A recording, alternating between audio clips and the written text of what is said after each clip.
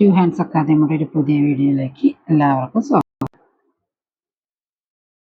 ഈ ക്ലാസ്സിൽ നമ്മൾ we are going to discuss about verb. Verb എന്ന് പറഞ്ഞാൽ എന്താ? ക്രിയ അല്ലേ? അതായത് വിച്ച് ഷോസ് ആൻ ആക്ഷൻ അല്ലെങ്കിൽ ഒക്കറൻസ് ഓർ സ്റ്റേറ്റ് എക്സെട്ര. ഇതിൻ്റെ ഡെഫിനിഷനാണ് ഇവിടെ കൊടുത്തിരിക്കുന്നത്. വെർബ് എന്ന് പറയുമ്പോൾ നമുക്ക് സിമ്പിളായിട്ട് എന്ത് പറയാം? ഈ വെർബ് എന്ന് പറഞ്ഞാൽ it is A verb that shows an action, occurrence or a state of being. അതായത് ഒരു വാചകത്തിലെ പ്രവൃത്തി, നമ്മൾ ചെയ്യുന്ന എല്ലാ പ്രവൃത്തികളും എന്ത് തന്നെയാണ്? ക്രിയയാണ്, വെർബാണ് അല്ലെ.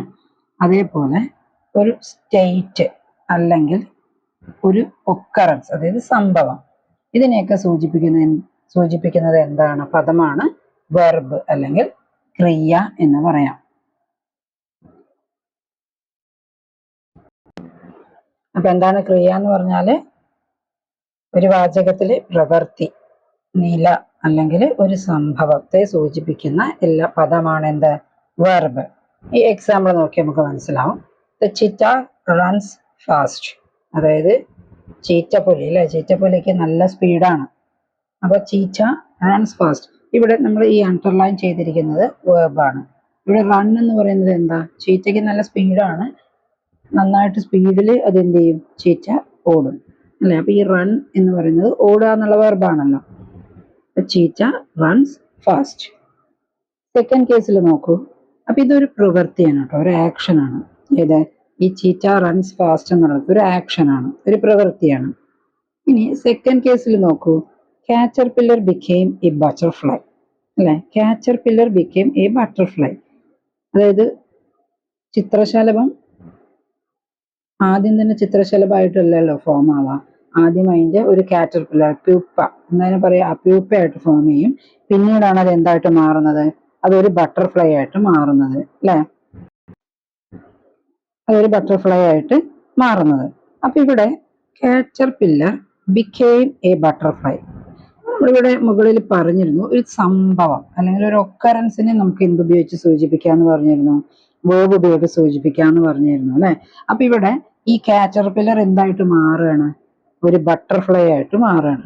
അപ്പൊ ഈ കേസിൽ ഇവിടെ ബിക്കെയിം എന്ന് പറയുന്നത് എന്താണ്? ഒരു വേർബാണ്. ഓക്കെ. അതായത് ഒരു ഒക്കറൻസിനെ സൂചിപ്പിക്കാൻ കാറ്റർ പില്ലർ എന്തായിട്ട് മാറും? ഒരു ബട്ടർഫ്ലൈ ആയിട്ട്, ചിത്രശലഭമായിട്ട് മാറുക എന്നുള്ളൊരു ചേഞ്ച് അവിടെ വരുന്നതാണ്, ഒരു ഒക്കറൻസ് അവിടെ വരുന്നു. അപ്പോൾ ഹിയർ ഈ ബിക്കെയിം എന്നുള്ള വേർഡ് എന്താണ്? It's A verb. ഇനി മൂന്നാമത്തെ കേസ് നോക്കൂ. The flower smells nice. അതായത് ഫ്ലവറിന് നല്ല സ്മെല്ലാണ് അല്ലെ. ഏത് ഫ്ലവർ? ജാസ്മിൻ ഒക്കെ ആണെന്നുണ്ടെങ്കിൽ, മുല്ലയൊക്കെ ആണെങ്കിൽ നല്ല സ്മെല്ലാണ്. അപ്പൊ അവിടെ എന്ന് പറഞ്ഞാൽ അതൊരു എന്താ പറയാ, അതൊരു കണ്ടീഷനാണ് അല്ലെങ്കിൽ ഒരു സ്റ്റേറ്റ് ആണ്. ഇപ്പൊ for example, he is happy. അവൻ സന്തോഷവാനാണ് അല്ലെങ്കിൽ അവൻ സന്തോഷവാനാണ് എന്ന് പറയുന്നത് അദ്ദേഹത്തിന്റെ അല്ലെങ്കിൽ അവന്റെ ഒരു സ്റ്റേറ്റ് ഓഫ് മൈൻഡ് ആണ് അല്ലെ. അവനെന്ന് ഹാപ്പിയാണ് എന്ന് പറയുന്നത് എന്താണ്? ഒരു സ്റ്റേറ്റ് ഓഫ് മൈൻഡ് ആണ്. അപ്പൊ ഈ ഹാപ്പി എന്ന് പറയുന്നത് അവിടെ എന്തായിട്ടാണ് വരുന്നത്? അവന്റെ മൈൻഡിന്റെ ഒരു സ്റ്റേറ്റ് ആണ് ഇവിടെ പറയുന്നത്. ഓക്കെ. അപ്പൊ അങ്ങനെയുള്ള സ്റ്റേറ്റ് അല്ലെങ്കിൽ ആ ഒരു കണ്ടീഷൻസ് കാണിക്കാൻ വേണ്ടിയിട്ട് നമുക്ക് എന്ത് ഉപയോഗിക്കാം? അതും എന്ത് തന്നെയാണ്? അതും വെർബ് തന്നെയാണ്. മനസ്സിലാവുണ്ടോ? അപ്പൊ വെർബ് എന്ന് പറഞ്ഞാൽ it's A word that shows an action, occurrence or A state of being. ഒരു വാചകത്തിലെ ഒരു പ്രവൃത്തി, ആക്ഷൻസ് ആവാം, അല്ലെങ്കിൽ അവിടുത്തെ ഒരു സ്റ്റേറ്റ് ആവാം, അതല്ലെങ്കിൽ ആൻ ഒക്കറൻസ്. ഇതെല്ലാം എന്ത് തന്നെയാണ്? വെർബാണ്. അപ്പോൾ നോർമലായിട്ട് നമ്മൾ വെർബ്സിനെ മെയിൻ വെർബ് എന്നും ഓക്സിലറി വെർബ് എന്നും രണ്ടായിട്ട് ഡിവൈഡ് ചെയ്തിട്ടുണ്ട്. എന്തൊക്കെയാണ്? മെയിൻ വെർബ് എന്നും ഓക്സിലറി വെർബ് എന്നും രണ്ടായിട്ട് ഡിവൈഡ് ചെയ്തിട്ടുണ്ട്. ഓക്കെ. മെയിൻ വെർബ് എന്ന് പറഞ്ഞാൽ നമ്മൾ ഓടുക, ചാടുക, ഉറങ്ങുക, പഠിപ്പിക്കുക, ഇതൊക്കെ എന്തിനാണ്? ഇതെല്ലാം മെയിൻ വെർബ്സ് ആണ്. അപ്പം ഈ മെയിൻ വെർബ്സിനെ സഹായിക്കാൻ വേണ്ടിയിട്ട് ഉപയോഗിക്കുന്ന ഹെൽപ്പിംഗ് വെർബ്സിനെയാണ് നമ്മൾ എന്ത് പറയുന്നത്? ഓക്സിലറി വെർബ്സ് എന്ന് പറയുന്നത്. മെയിൻ വെർബിനെ സഹായിക്കാൻ വേണ്ടിയിട്ട് ഉപയോഗിക്കുന്ന വെർബാണ് എന്ത്? സഹായക ക്രിയകൾ. നമുക്ക് കൂടുതലായിട്ട് പഠിക്കാനുള്ളത് എന്തിനെ പറ്റിയിട്ടാണ്? ഈ സഹായക ക്രിയകളെ പറ്റിയാണ് നമ്മൾ ഡീറ്റെയിൽ ആയിട്ട് പഠിക്കേണ്ടത്. മെയിൻ വെർബ് എന്ന് പറഞ്ഞാൽ എവറി ആക്ഷൻ അല്ലെങ്കിൽ എവറി ആക്ഷൻസ്, എല്ലാ ആക്ഷൻസും മെയിൻ വെർബിൽ വരുന്നതാണ്. ഈ മെയിൻ വെർബ് ഒറ്റയ്ക്ക് നിന്നാൽ അതിന് അർത്ഥം ഉണ്ടാവില്ല. ഓക്സിലറി വെർബ് കൂടി അതിലേക്ക് അറ്റാച്ച് ആവുമ്പോഴേ ആ മെയിൻ വെർബ് എന്തായിട്ട് മാറുന്നുള്ളൂ, അർത്ഥവത്തായി എന്നുള്ളൂ. അതായത് ഇപ്പൊ ഒരു മെയിൻ വെർബിനെ സഹായിക്കാൻ വേണ്ടി എന്ന് പറഞ്ഞാൽ ഇപ്പൊ നോക്കൂ, ഈ കാലങ്ങൾ ടെൻസസ് ഒക്കെ ഡിനോട്ട് ചെയ്യുന്നത്, അല്ലെങ്കിൽ ടെൻസസ് ഒക്കെ നമ്മൾ ഒരു സെന്റൻസിൽ മനസ്സിലാവുന്നത് ഈ ഓക്സിലറി വെർബ് അല്ലെങ്കിൽ സഹായക ക്രിയകൾ വെച്ചുകൊണ്ടാണ്. അല്ലെങ്കിൽ ഇപ്പൊ ക്വസ്റ്റ്യൻസ് ഉണ്ടാക്കാൻ, ക്വസ്റ്റ്യൻസ് ഒക്കെ ഫോം ചെയ്യാൻ, ക്വസ്റ്റ്യൻ വേർഡ്സ് ഫോം ചെയ്യാൻ അതും ഓക്സിലറി വെർബ്, ഇപ്പൊ ഡു, ഡസ് അങ്ങനെയുള്ള ക്വസ്റ്റ്യൻസ് അല്ലെ.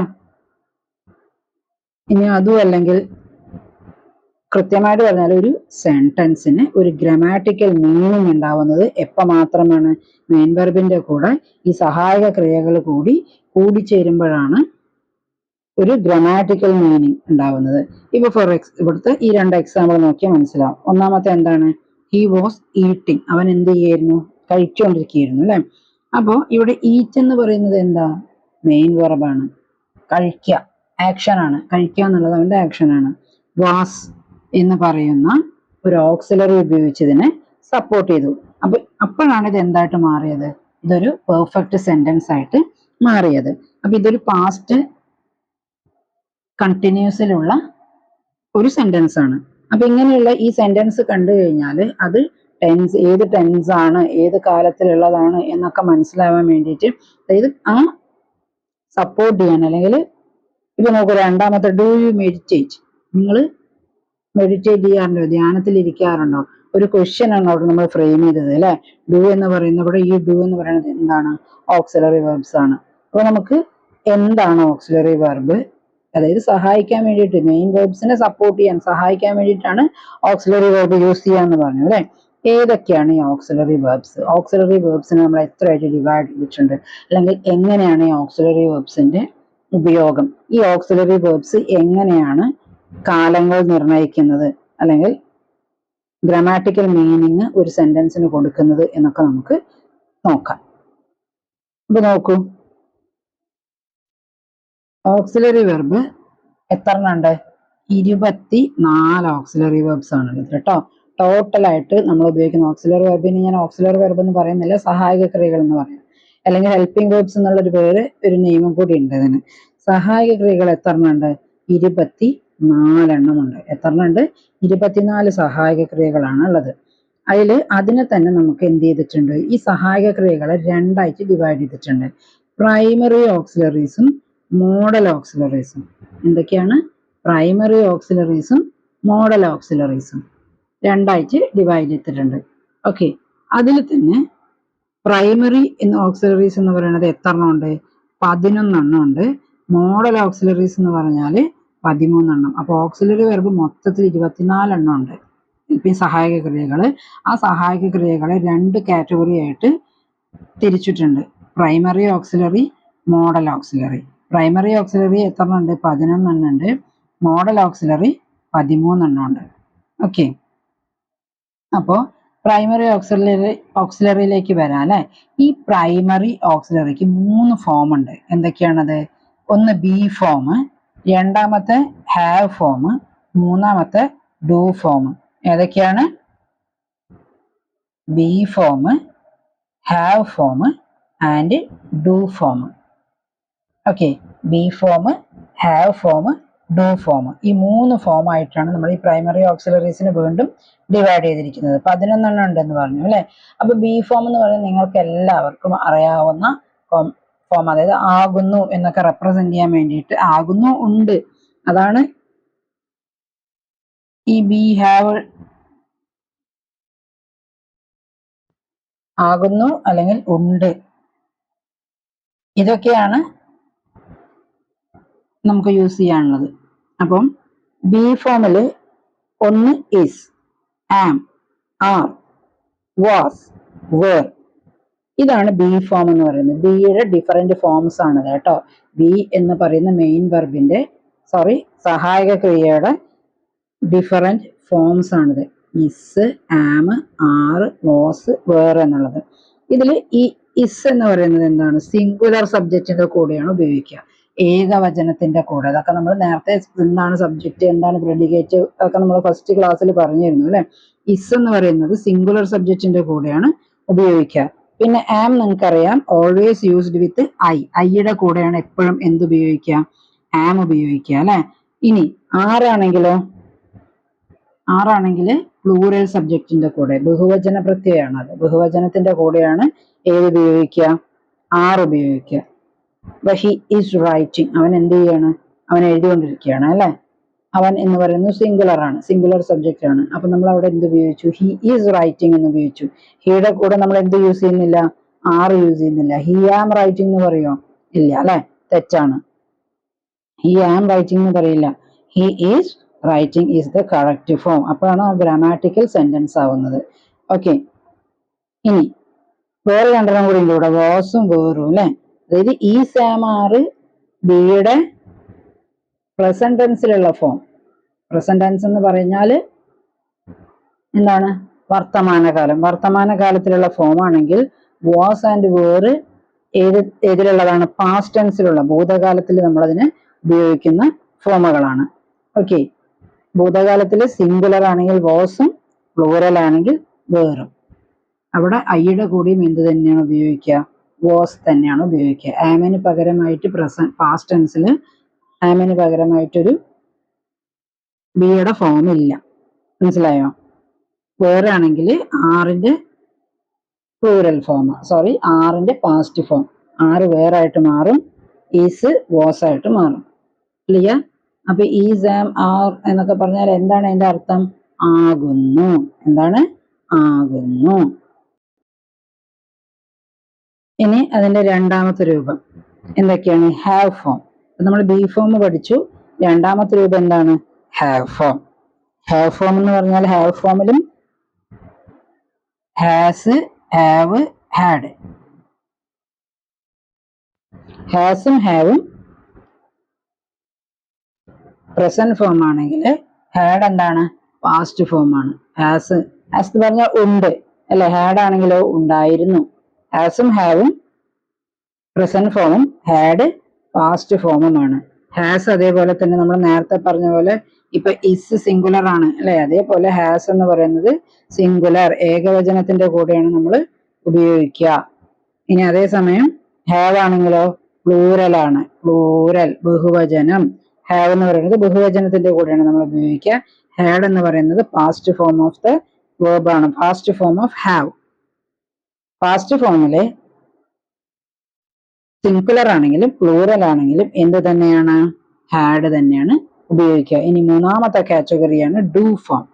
ഇത് കൂടുതലായിട്ടും നമ്മൾ ക്വസ്റ്റ്യൻ ഫ്രെയിം ചെയ്യാനും അതേപോലെ തന്നെ ക്വസ്റ്റ്യൻ ഫ്രെയിമിങ് മാത്രമല്ല, സെന്റൻസിൽ നമ്മൾ യൂസ് ചെയ്യും, നെഗറ്റീവ് സെന്റൻസ് ഫോം ചെയ്യാൻ ഒക്കെ നമ്മൾ എന്ത് ഉപയോഗിക്കും, ഡു ഫോംസ് യൂസ് ചെയ്യും. അതിൽ 3 ഹെൽപ്പിംഗ് വെർബ് ഏതൊക്കെയാണ്, ഡസ്, ഡു, ഡിഡ്. ഡസ്, അതില് ഡസ് എന്ന് പറയുന്നത് എന്താ, ഇവിടെ ഡസ് സിംഗുലർ ഫോം ആണ്. അതേസമയം ഡു ആണെങ്കിൽ പ്ലൂറൽ ഫോം. പ്രസന്റിലാണ് എല്ലാത്തിനും ഈ സിംഗുലറിനും പ്ലൂറലിനും സെപ്പറേറ്റ് ആയിട്ടുള്ള പ്രത്യയങ്ങൾ ഉള്ളത് കേട്ടോ. പാസ്റ്റിൽ എല്ലാത്തിനും ഈക്വൽ ആയിട്ടേ ഉള്ളൂ.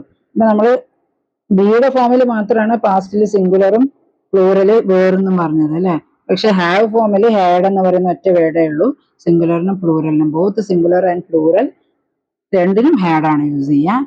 ഇനി അതേപോലെ ഡൂവിന്റെ പാസ്റ്റ് ഫോം ആണ് ഏത്, ഡിഡ്. ഡൂവിന്റെ പ്രസന്റ് ഫോം ഡസ്, ഡൂവും. അതേപോലെ ഡിഡ് എന്ന് പറയുന്നത് ഡൂവിന്റെ പാസ്റ്റ് ഫോം ആണ്. ഈ ഡസ് എന്ന് പറയുന്നത് സിംഗുലർ ആണ്, സിംഗുലർ. ഡു എന്ന് പറയുന്നതോ പ്ലൂറൽ ഫോം ആണ്. ഡു എന്ന് പറയുന്നത് പ്ലൂറൽ ഫോം. ക്ലിയർ ആയോ? അപ്പോൾ ഓക്സിലറി വേർബ്സ് തന്നെ രണ്ടായിട്ട് ഡിവൈഡ് ചെയ്തിട്ടുണ്ട്, primary auxiliaries and modal auxiliaries. Primary auxiliaries 11 എണ്ണം ഉണ്ട്, 11 numbers, and modal auxiliaries 13. Okay, ഈ പ്രൈമറി ഓക്സിലറീസിന് 3 ഫോം ഉണ്ട്. 3 ഫോമിലാണ് അത് ഉള്ളത്. ഒന്ന് ബി ഫോം, രണ്ടാമത്തെ ഹാവ് ഫോം, മൂന്നാമത്തെ do form. Is, am, are, was, were. ഇതാണ് ബിയുടെ ഡിഫറെന്റ് ഫോംസ്. അതിൽ ഇസും ആമും സിംഗുലർ ആണ്, ആറ് പ്ലൂറൽ ആണ്. അതേപോലെ വാസ് എന്ന് പറയുന്നത് ബിയുടെ പാസ്റ്റ് ഫോം ആണ്. വേർ എന്ന് പറയുന്നത് ബിയുടെ പാസ്റ്റിലുള്ള പ്ലൂറൽ ഫോമാണ്. ഇനി ഹാസും ഹാവും ആണെങ്കിലോ ഹാസ് ഹാവ് പ്രസന്റ് ഫോമും ഹാഡ് പാസ്റ്റ് ഫോമും. ഡു ആകുമ്പോൾ ഡസും ഡൂവും പ്രസന്റ് ഫോമും ഡിഡ് പാസ്റ്റ് ഫോമുമാണ്.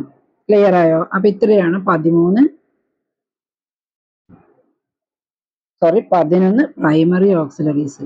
ഇത് നമ്മൾ ഓരോ സെന്റൻസിലും ഇത് ഉപയോഗിച്ച് സെന്റൻസ് ഫോർമാറ്റ് ചെയ്ത് അതിൽ ഉപയോഗിച്ച് ശീലമാവുമ്പോഴേ നമുക്ക് എന്ത് ക്ലിയർ ആവുള്ളൂ, ഈ ഓരോ ഫോമും എന്താന്നുള്ളത് മനസ്സിലാവുള്ളൂ കേട്ടോ. ടെൻസസ് കൂടി നമ്മൾ പഠിച്ചു വരുമ്പോൾ ഇത് നിങ്ങൾക്ക് വ്യക്തമാവും. ഇപ്പൊ ജസ്റ്റ് ഒന്ന് കേട്ടിരിക്കുക. അതായത് 24 ഓക്സിലറീസ് ഏതൊക്കെയാണെന്ന് പഠിച്ചു വെക്കുക. അതിലിപ്പോ നമ്മൾ 11 പഠിച്ചു കഴിഞ്ഞു. Is, am, are, was, were, has, have, had, does, do, did. Total 11. Okay. ഇനി നമുക്ക് അടുത്തത് മോഡൽ ഓക്സിലറീസ്. മോഡൽ ഓക്സിലറീസ് എന്ന് പറഞ്ഞാൽ 13 ഉണ്ട്. എത്ര ഉണ്ട്? 13. Can, could, shall, should, will, would, may, might. ക്യാനിന്റെ പാസ്റ്റ് ഫോം കുഡ്, ഷാലിന്റെ പാസ്റ്റ് ഫോം ഷുഡ്, വില്ലിന്റെ പാസ്റ്റ് ഫോം വുഡ്, മേയുടെ പാസ്റ്റ് ഫോം മൈറ്റ്. ക്ലിയർ ആയോ? Can, could, shall, should, will, would, may, might. Okay. എന്താണ് ഈ മോഡൽ ഓക്സിലറി എന്ന് പറഞ്ഞാല്? Modal auxiliaries എന്ന് പറഞ്ഞാല് it's A word that express an ability, ഒരു എബിലിറ്റി കാണിക്കാൻ, അല്ലെങ്കിൽ ഒരു കാപ്പബിലിറ്റി, അതും അല്ലെങ്കിൽ ഒരു പോസിബിലിറ്റി. എന്തൊക്കെയാണ് ഈ വേർഡ്സ്? എന്തൊക്കെയാണ്? എബിലിറ്റി എന്ന് പറയുന്നുണ്ട്, കാപ്പബിലിറ്റി എന്ന് പറയുന്നുണ്ട്, പോസിബിലിറ്റി എന്ന് പറയുന്നുണ്ട്,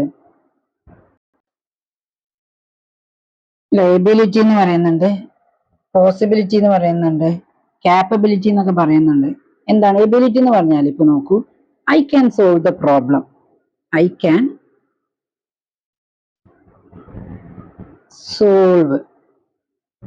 ക്യാൻ സോൾവ് ദ പ്രോബ്ലം. എനിക്ക് ഈ പ്രോബ്ലം എന്ത് ചെയ്യാൻ പറ്റും? ഒരു മാത്സിന്റെ അല്ലെങ്കിൽ എന്തെങ്കിലും ആ പ്രോബ്ലം എനിക്ക്, അല്ലെങ്കിൽ എന്തെങ്കിലും ഒരു പ്രശ്നം ഉണ്ടെങ്കിൽ ആ പ്രശ്നം എനിക്ക് എന്ത് ചെയ്യാൻ പറ്റും? സോൾവ് ചെയ്യാൻ പറ്റും. അത് അദ്ദേഹത്തിന്റെ ഒരു എബിലിറ്റിനെയാണ് കാണിക്കുന്നത്. ഒരു പേഴ്സന്റെ എബിലിറ്റിനെയാണ് അത് കാണിക്കുന്നത്. ഇനി സമ്മതത്തെ കാണിക്കാൻ വേണ്ടിയിട്ട് നമുക്ക് എന്തുപയോഗിക്കാം? മോഡൽ ഓക്സിലറീസ് ഉപയോഗിക്കാം കേട്ടോ. സമ്മതത്തെ കാണിക്കാൻ. അതായത് you can take the pen. നിങ്ങൾ ആ പെൻ എടുത്തോളൂ. You can take the pen. നിങ്ങൾ ആ പെന്ന് എടുത്തോളൂ. അല്ലെ? ഇതൊക്കെ ക്യാന്, ഫുഡ്, ഇതിന്റെയൊക്കെ യൂസേജ് ആണ് കൂടിയാണ് കേട്ടോ ഇവിടെ. ഇനിയിപ്പോ അതല്ല, പോസിബിലിറ്റി എന്ന് പറയുന്നത് പറയണ്ടേ അല്ലെ? പോസിബിലിറ്റി, സാധ്യത.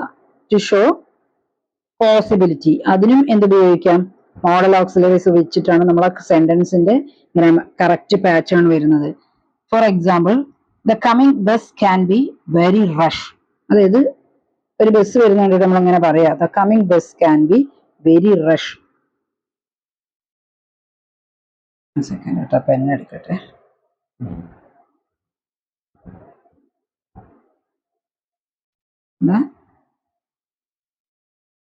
Coming bus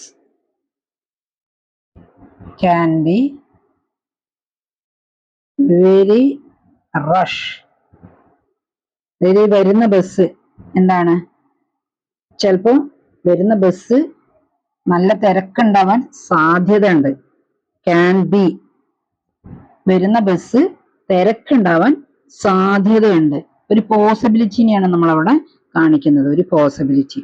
okay. ഇപ്പൊ മോഡൽ ഓക്സിലറീസ് എന്ന് പറഞ്ഞാല് ദ വേർബ്സ് ദാറ്റ് എക്സ്പ്രസ് ഒരു എബിലിറ്റി, അല്ലെങ്കിൽ ഒരു കാപ്പബിലിറ്റി, അല്ലെങ്കിൽ ഒരു വില്ലിങ്നെസ്, ഒരു സമ്മതം. ഇനിയിപ്പോ അതല്ല, ഒരു പോസിബിലിറ്റി, ഒരു സാധ്യത. ഇതിനെയൊക്കെ റെപ്രസെന്റ് ചെയ്യുന്നത് മോഡൽ ഓക്സിലറീസ് വെച്ചിട്ടാണ്. ഇപ്പൊ കാപ്പബിലിറ്റി എന്ന് പറഞ്ഞാല്, ഇപ്പൊ ഒരു ക്യാനിനകത്ത് 10 ലിറ്റർ വെള്ളം കൊള്ളും അല്ലെ? ഒരു ക്യാനിനകത്ത് നമ്മൾ 10 ലിറ്റർ വെള്ളം കൊള്ളും എന്ന് പറയാണ്. അതെന്താണ്? ആ ക്യാനിന്റെ കാപ്പബിലിറ്റിയാണ്. മനസ്സിലാവുണ്ടോ? അല്ലെങ്കിൽ ഒരു ബോക്സിനകത്ത് ഇപ്പൊ ഒരു 50 മാംഗോസ് അടുക്കി വെച്ചിട്ടുണ്ടെന്ന് വിചാരിക്കുക. അപ്പൊ the box can contain 50 mangoes. ആ ബോക്സിൽ എത്ര മാംഗോസ് ഉണ്ട്? 50 മാംഗോസ് ഉണ്ട് അല്ലെ? അതായത് അതിന്റെ കപ്പാസിറ്റി അല്ലെങ്കിൽ കാപ്പബിലിറ്റി. ഇങ്ങനെയുള്ള കാര്യങ്ങൾക്കൊക്കെ നമ്മൾ ഉപയോഗിക്കുന്നത് മോഡൽ ഓക്സിലറീസ് വെച്ചിട്ടാണ്. നമ്മൾ ഒരു സെന്റൻസ് ഫ്രെയിം ചെയ്യുന്നത്, അല്ലെങ്കിൽ ആ ഗ്രാമാറ്റിക്കൽ മീനിങ് കിട്ടുന്നത് മോഡൽ ഓക്സിലറീസ് വരുമ്പോഴാണ്. നിങ്ങൾ അടുത്ത കൂടുതൽ ക്ലാസ്സുകളിൽ ഇതൊക്കെ പഠിക്കും. ഓക്കെ, അപ്പൊ ജസ്റ്റ് മോഡൽ ഓക്സിലറീസ് എന്തൊക്കെയാണെന്ന് ഇതിൽ പഠിച്ചു വെക്കാം. ഒന്ന് can, could, shall, should, will, would, may, might. ഇതിന്റെയൊക്കെ ഉപയോഗങ്ങളും എവിടെയാണ് ഇത് ഉപയോഗിക്കുക, ഏത് സിറ്റുവേഷൻസിലാണ് ക്യാൻ ഉപയോഗിക്കുക, ഏതിലാണ് കുഡ് ഉപയോഗിക്കുക എന്നുള്ളതൊക്കെ നമ്മൾ ഡീറ്റെയിൽ ആയിട്ട് പഠിക്കും കേട്ടോ. അപ്പൊ ഇത് 8 എണ്ണമായി.